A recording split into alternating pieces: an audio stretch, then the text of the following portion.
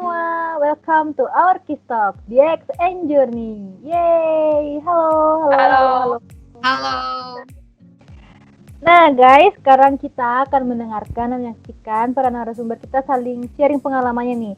Nah kali ini kita kedatangan tamu dari divisi Transaction and Business Opportunity. Langsung saja yuk kita perkenalan dulu. Mungkin dari manajernya dulu. Ya, baik. Perkenalkan, nama saya Pratiwi Nur Marastari, biasa dipanggil Tiwi. Di Istok saya angkatan 12. Jabatan saya itu sebagai manajer divisi Transaction and Business Opportunity. Status mahasiswi. Oke, siap. Terima kasih. Nah, sekarang ke asistennya nih. Halo, selamat sore semuanya. Nama saya Olivia Georgina Gultom, biasa dipanggil Gina. Di Stok saya angkatan 13 dan saat ini menjabat sebagai asisten divisi Transaction and Business Opportunity. Oke, terima kasih para narasumber. Nah, gimana nih kabarnya nih? Baik-baik aja atau? Alhamdulillah baik. Puji Tuhan, luar biasa. Puji Tuhan, luar biasa. Nggak ada sakit-sakit toh? Nggak ada kena yang sekarang lagi heboh COVID-19? Oh, jauhkan. Sehat-sehat. Masih sehat-sehat. Dan akan sehat. Oke, amin. Nah, lanjut. Tadi kan sudah perkenalan ya. Terus habis itu masuk ke perkenalan dari divisinya sendiri nih. Apa sih job desk dari divisinya kalian? Bisa dijelaskan nggak ke kita-kita? Iya, di divisi kita ini yaitu Transaction and Business Opportunity ada beberapa job desk atau program kerja, yaitu yang secara umum ataupun terkenal dengan tugas di divisi ini, yaitu pertama ada opening account di daerah kampus, kemudian ada menjalin hubungan dengan pihak Bursa Efek Indonesia, sekuritas, dengan nasabah. Yang pertama itu pembuatan atau pembukaan akun di daerah kampus. Kami itu bertanggung jawab dari proses pembukaan akun itu dari mulai proses awal sampai jadinya akun para nasabah. Jadi sampai saldo awal atau saldo pertama nasabah itu masuk ke akun atau rekening nasabah, itu menjadi tanggung jawab kami. Terus tanggung jawab yang lain juga tentang masalah akun-akun yang punya kendala atau masalah di setiap proses pembuatan RUP. Biasanya itu kendala di data ataupun mungkin di jaringan ya itu jadi tanggung jawab kami juga. Selanjutnya akan dijelaskan sama asisten saya, sama Gina. Ya, selanjutnya seperti yang sudah disampaikan oleh manajer saya, Kak Tiwi, kita itu menjalin hubungan dengan pihak sekuritas, Bursa Efek, dan juga nasabah. Nah, ketika kita menjalin hubungan dengan pihak sekuritas, tentunya kita dalam hal opening account saham nasabah, kita melakukan cross-check dengan pihak sekuritas kita, partner kerja dalam sekuritas kita. Jadi kita melihat apakah data-datanya sudah sesuai ataukah ada kendala yang terjadi. Kemudian kepada pihak nasabah juga kita berusaha untuk memberikan pelayanan terbaik kepada mereka sesuai dengan SOP yang telah ditetapkan oleh KSPM Istok Unstrat sendiri, sehingga nasabah kita dapat senang dengan pelayanan yang sudah kita berikan. Asik, wow, jelas sekali ya, sangat-sangat pemaparannya sangat jelas. Terima kasih. Nah, itu kan tadi job desk-nya dari divisi TBO ya kan.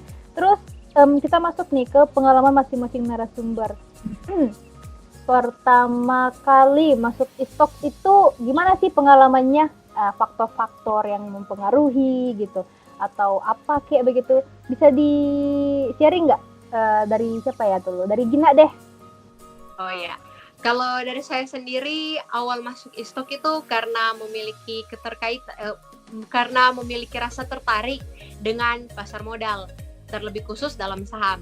Dan kebetulan di lingkungan kampus saya yang memfasilitasi saya untuk belajar lebih dalam lagi tentang saham hanyalah KSPM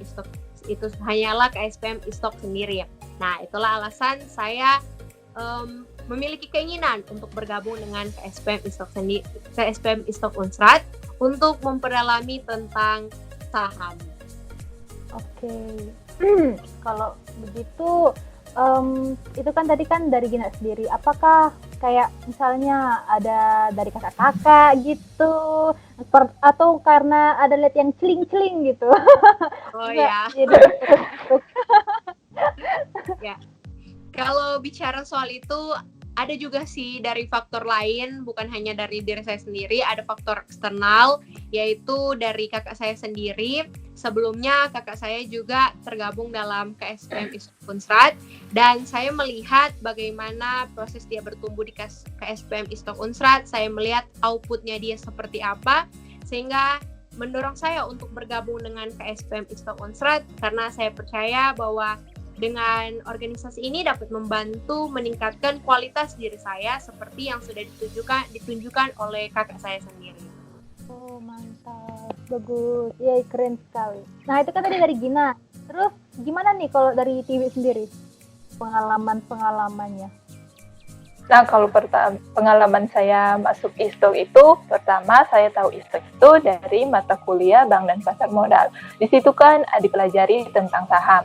Nah, dari pelajaran itu saya tertarik gimana sih berinvestasi dengan saham ini. Kayak penasaran aja gitu. Terus pas juga waktu itu Istok open recruitment. Nah, terus teman saya ajak saya untuk daftar jadi anggota. Ya udah, ikut deh supaya bisa pelajari investasi saham itu. Gitu. Terus kayak ada unsur paksaan nggak sih sebenarnya? Kan tadi kan dibilang temen nih. Terus ada unsur paksaan atau gimana gitu? Memang keinginan sendiri banget atau gimana gitu? Awal-awal ya nggak terlalu tertarik ya kalau mau jadi anggota gitu. Kalau mau pelajari ya mau, tapi untuk jadi anggota belum terlalu tertarik. Gitu. Oh. Terus ya teman sudah tulis nih nama aku gitu. Nah, udah ikut aja dulu ya kelasnya itu. Kan itu ada kelas-kelas gitu. Jadi pertama ikut. Nah, lama kelamaan ya kayak kayak mulai tertarik aja gitu loh, ingin memperdalam gitu. Ya sampai sekarang ini. Sampai titik ini gitu ya. Iya. Jadi gitu pengalaman pertamanya masuk Istok, ada faktor-faktor yang mempengaruhi beda-beda nih dari Tiwi dan juga Gina ya.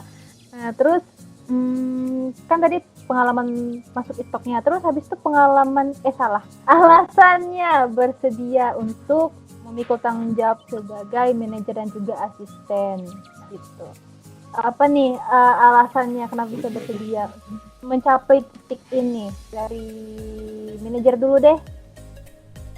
Ya, kalau dari saya, alasan saya berani memikul tanggung jawab ini karena pertama saya awal masuk juga kan itu kita dikenalkan sama 4 divisi ya yang ada sama KSPM Istok Unsrat. Nah, dari awal saya sudah tertarik dengan divisi ini, yaitu Transaction and Business Opportunity. Terus pas dari tahun lalu, saya diangkat jadi asisten. Kemudian lama-kelamaan jadi mulai tumbuh saja rasa tanggung jawab yang lebih di diri saya gitu. Kayak udah nyaman gitu ya di divisi ini mungkin. Terus ya tahun ini saya dipercayakan oleh Presiden Director untuk menjadi manajer. Oh gitu.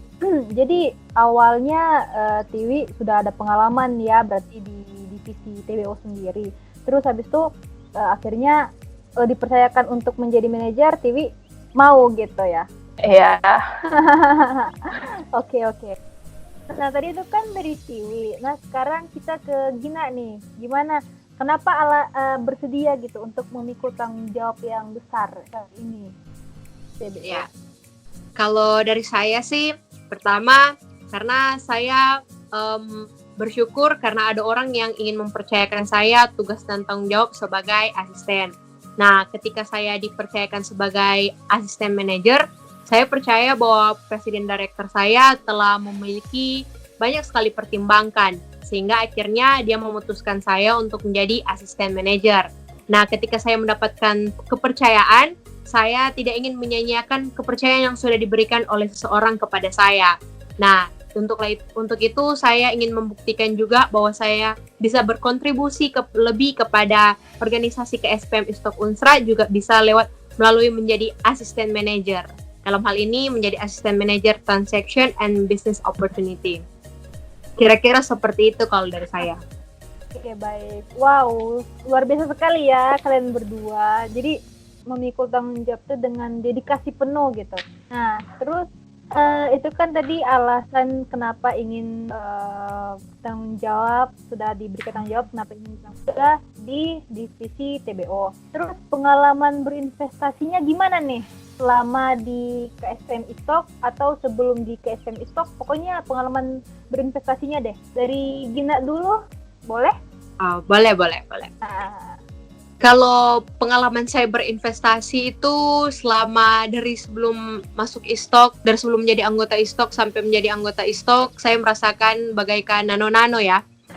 Ada rasa asamnya, manisnya, ada berbagai macam rasa yang sudah saya rasakan. Awal masuk itu saya merasakan bagaimana sangat senang karena mendapatkan untung yang besar, dan juga saya merasakan bagaimana pahitnya mendapatkan rugi yang besar ketika saya belum menjadi anggota Istok. Karena pada saat itu cara saya menganalisis dalam berinvestasi, terlebih khusus dalam menjadi trader, hanya asal-asalan karena belum mendapatkan ilmu yang cukup.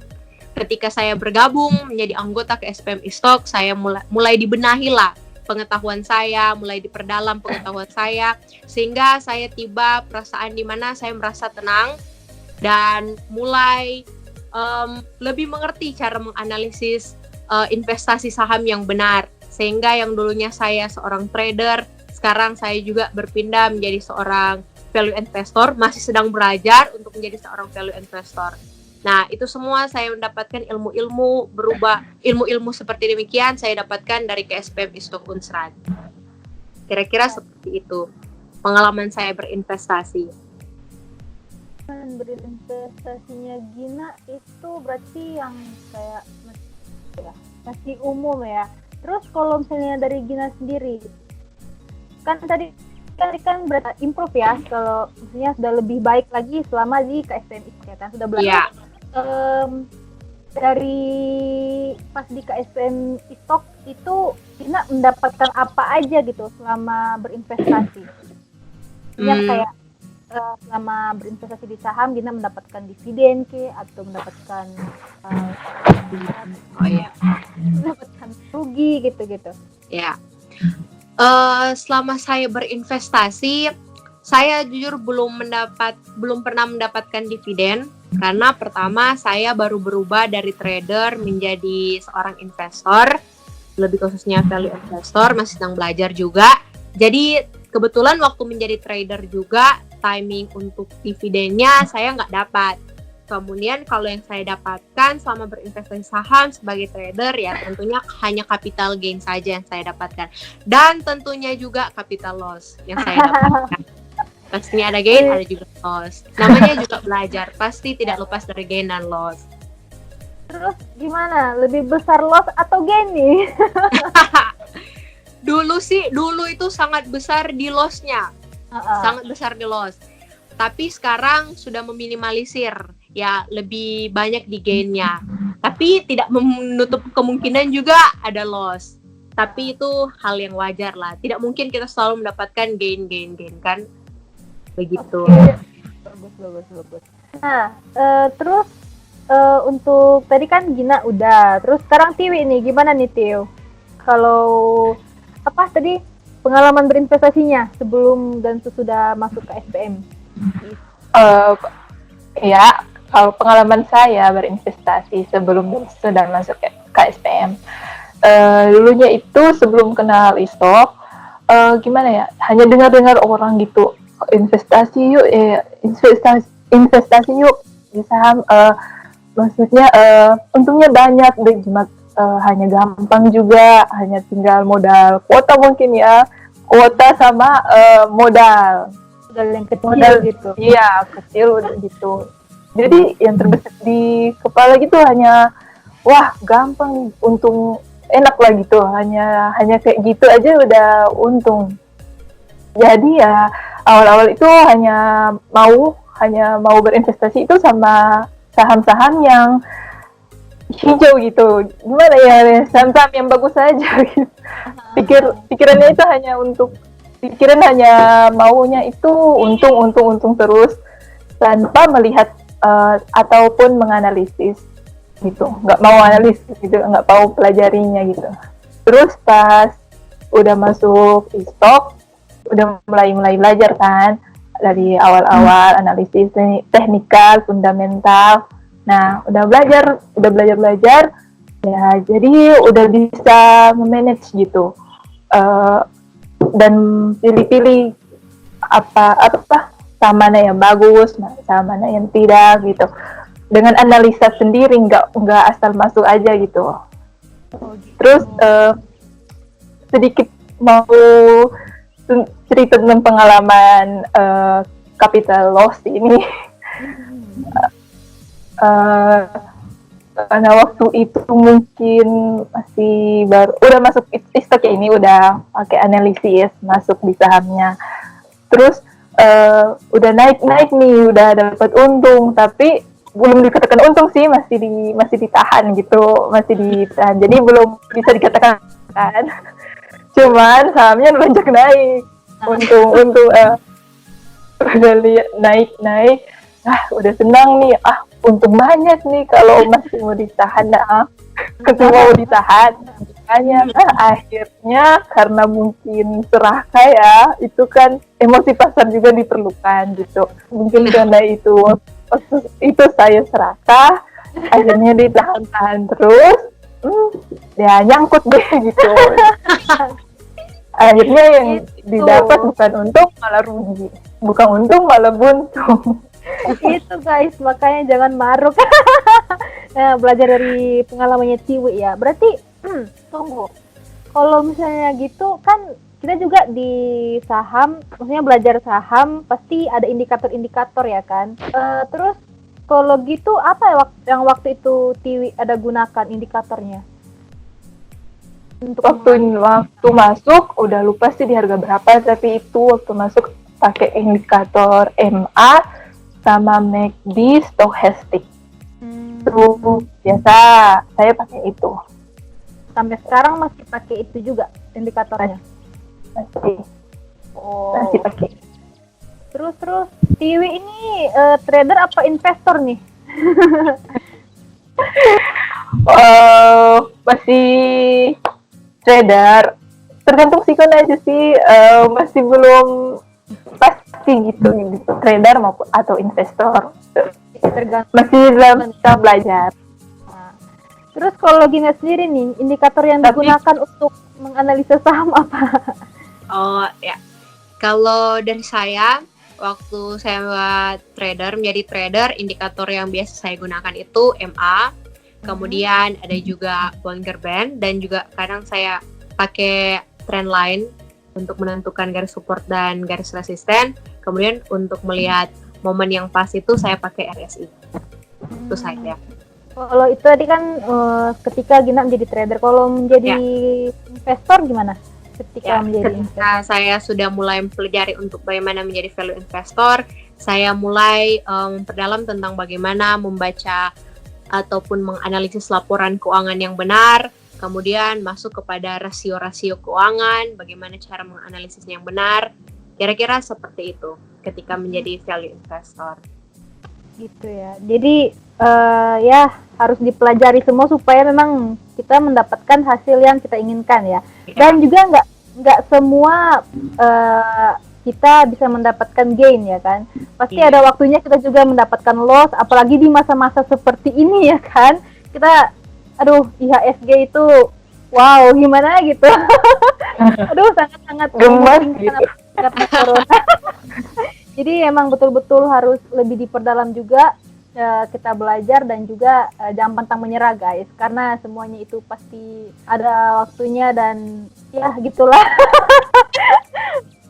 Terus itu kan tadi kita sudah mendengarkan pengalaman-pengalaman dari kedua narasumber kita, mulai dari pengalaman masuk ISTOK, terus habis itu alasannya bersedia untuk mengikut tanggung jawab yang besar, dan juga pengalaman berinvestasinya. Terus menurut kedua narasumber kita nih, tantangan dan peluang apa aja sih selama pandemi COVID-19 ini? Mungkin bisa yang siapa ya mau paparkan duluan? Siapa nih? Gina atau Tiwi? Manajer. Manajer deh. Manajer nih, tantangannya dan peluangnya. Oke, baik. Tantangan dan peluang di divisi kami itu selama pandemi. Pertama, tantangan dulu ya. Dalam proses pembuatan akun, sekarang kan proses pembuatan akunnya online. Nah, itu agak sedikit jadi lambat dalam sistematisnya ISTOK ya. Melayani itu agak sedikit jadi lambat karena ada beberapa faktor. Mungkin pertama, faktor dari jaringannya si admin mungkin bermasalah, kemudian bisa jadi faktor jaringan dari nasabah. Nah, itu hal-hal yang begitu bisa jadi agak jadi penghambat dalam proses pembuatan akun. Terus dengan proses penyelesaian masalah akun nasabah, biasanya kan ada masalah-masalah nasabah itu berkaitan dengan data diri. Nah, biasanya data diri itu berkaitan dengan bank. Jadi otomatis ada yang harus perbaiki data tersebut, harus datang langsung ke banknya itu. Nah, sedangkan di pandemi begini belum tentu semua bisa diizinin gitu sama orang tuanya. Apalagi takut juga kan sama pandemi ini atau sama corona gitu mau keluar rumah.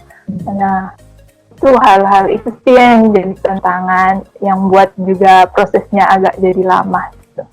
Terus kalau peluang untuk divisi transaction ini, sebenarnya peluangnya itu gimana ya Pak, calon nasabah itu bisa lebih banyak lebih cepat informasi yang didapat tentang mengenai sistem pembukaan akun online ini, tetapi prosesnya itu yang agak terhambat karena tantangan-tantangan yang tadi itu.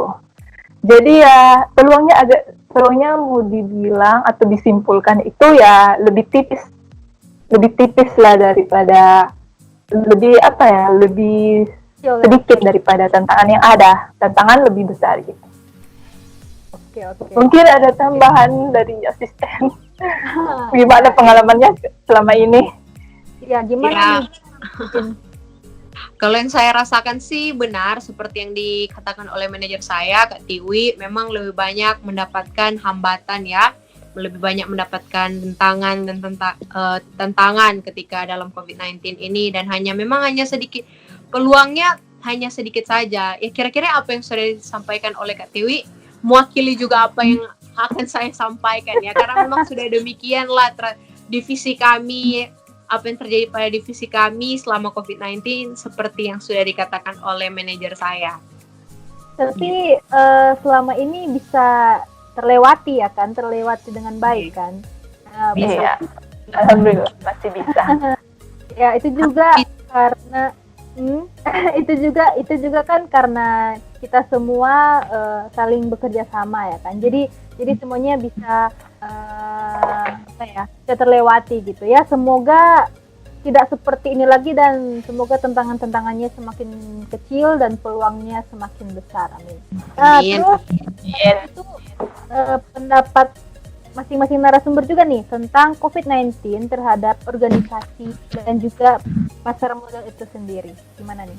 Dari Gina deh, Gina dulu. Ya.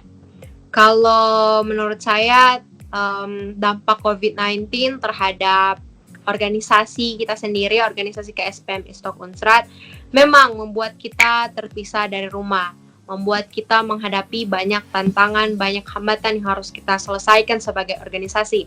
Tapi itu juga membawakan dampak positif bagi kita karena memicu critical thinking dari setiap anggota yang di dalamnya.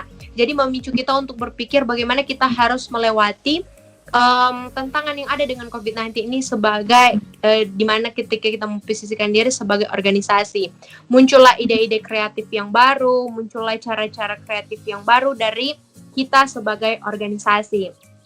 Nah, kemudian kalau untuk pasar modal itu sendiri, mungkin saya tidak akan membahas pasar modal secara keseluruhan dampak dari COVID-19. Mungkin saya akan lebih fokus ke saham ya.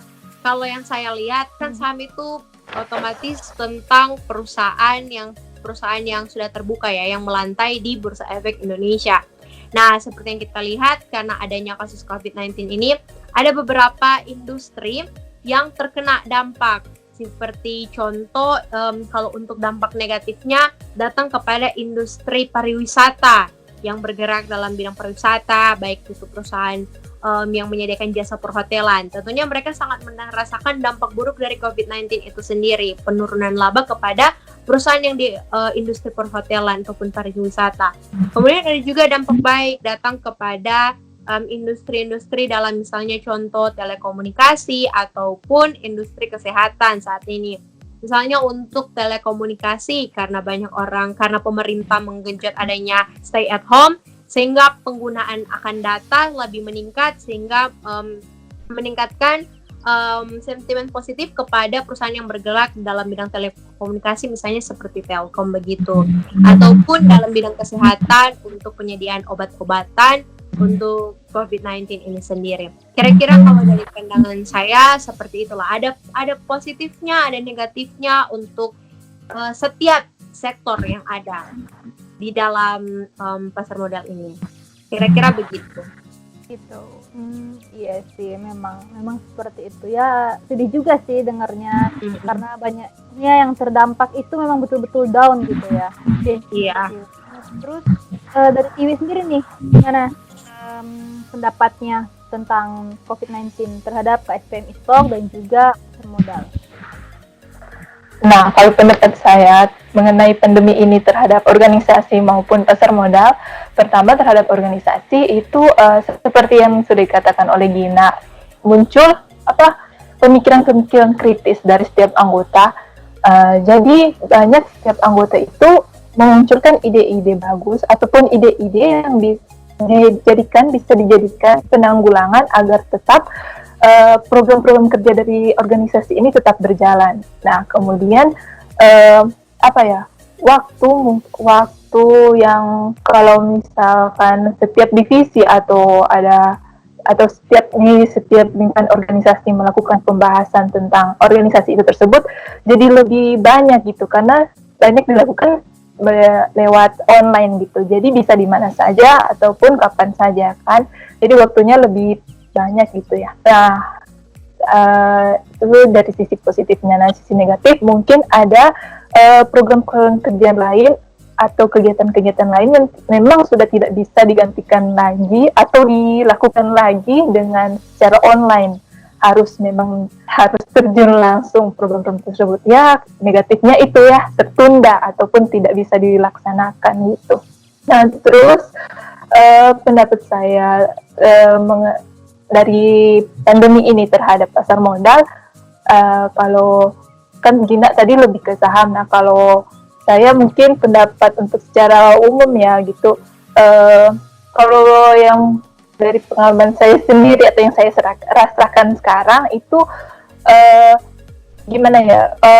dapat pembelajaran ataupun penambahan wawasan pengetahuan tentang pasar modal itu bisa diperluas ya gimana, karena sekarang semua sudah dilakukan secara online. Nah, rupa webinar maupun live IG. Nah, itu kan ada dari kantor-kantor cabang yang di luar Sulut gitu, di se-Indonesia lah. Jadi kita sebagai pengguna sosial media atau online gitu bisa ikut kan, walaupun ada syarat-syaratnya. Jadi kita bisa dapat pelajaran dari luar atau se-Indonesia gitu, nggak kecil wawasannya, jadi lebih luas gitu pengetahuannya. Itu sih yang positifnya. Terus kalau dari segi saham itu sudah dijelaskan sama Gina, akan ada saham yang diuntungkan ataupun tidak.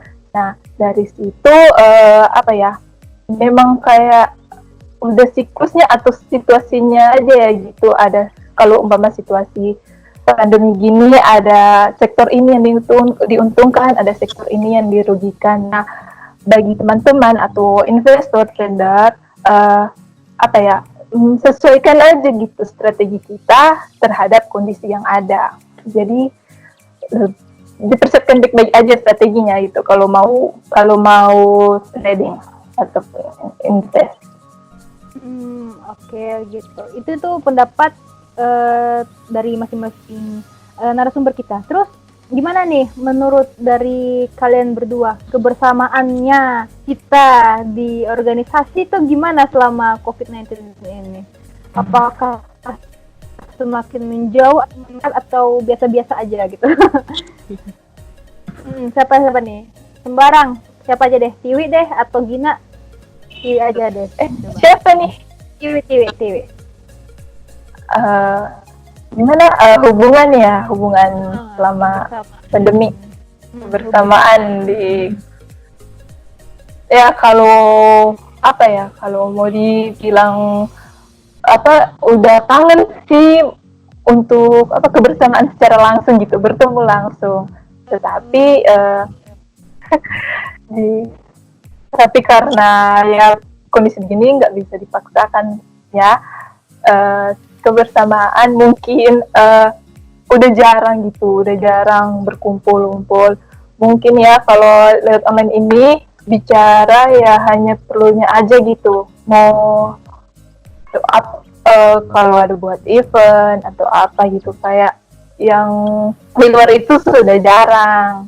Tapi ya tetap tidak menutup kemungkinan ya, tetap di dalam kan karena sebelum pandemi ini aja jalinan antara anggota itu sudah sangat erat ya menurut saya, yang saya rasakan selama ini. Jadi tetap rasa tali persaudaraan itu masih ada.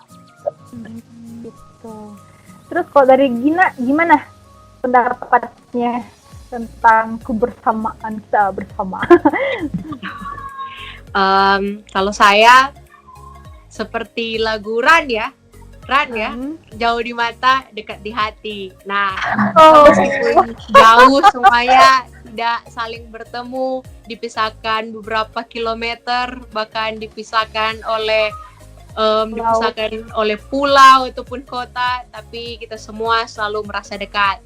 Dikarenakan ketika kita masuk dalam organisasi KSPM ISTOP Unstrat, kita bukan hanya sebagai seorang teman saja, kita tidak hanya menjalin hubungan sebagai teman, tapi kita menjalin hubungan sebagai keluarga. Dimana kalau kita itu keluarga, walaupun jauh, kita tetap akan selalu terasa dekat. Walaupun jauh, kita akan selalu mempunyai satu kesatuan dan selalu memiliki persatuan. Buktinya sekarang, karena saking eratnya tali persaudaraan kita, organisasi ini masih terus berjalan, dan bahkan tidak adanya kendala yang terjadi dalam pihak internal kita. Malahan kita terus bangkit bersama, selalu kuat bersama. Itu karena kita memiliki tali persaudaraan yang sangat erat. Begitu. Semoga selalu seperti itu ya kita ya. Amin. Terus terakhir nih, pesan-pesan untuk anggota organisasi KSPM ISTOP Unstrat dan juga mahasiswa Unstrat sendiri.